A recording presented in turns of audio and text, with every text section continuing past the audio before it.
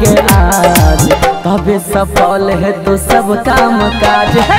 ढोली पर बैठल छौ शनि महाराज, चढ़ल जवानी पर कइने छोराज। Mix by RPR recording studio. ढोली पर बैठल छौ शनि महाराज।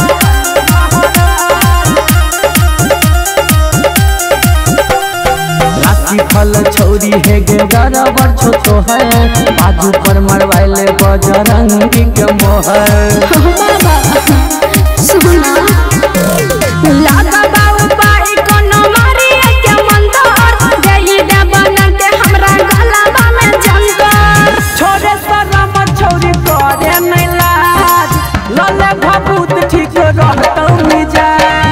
सरसों के तेल दिया बारे गया, तबे सफल हो तो सब काम काज है। ढोली पर बैठल छौ शनि महाराज, चढ़ल जवानी पर कइने छोराज। ढोली पर बैठल छौ, ढोली पर बैठल छौ शनि महाराज।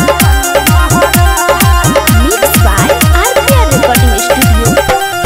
रोज शनिवार के तू अइहा है के सोना, झाड़ देबो माथा पर के सब जादू टोना।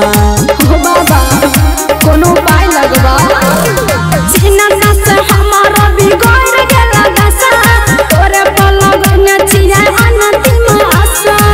तोरा बताबै छियो खोल के राज, लले भभूत ठीक रहतौ मिजाज। सरसों के तेल दिया बारे गया, तबे सफल हो तो सब काम काज है। ढोली पर बैठल छौ शनि महाराज, चढ़ल जवानी पर कइने छोराज। Mix by RPR recording studio.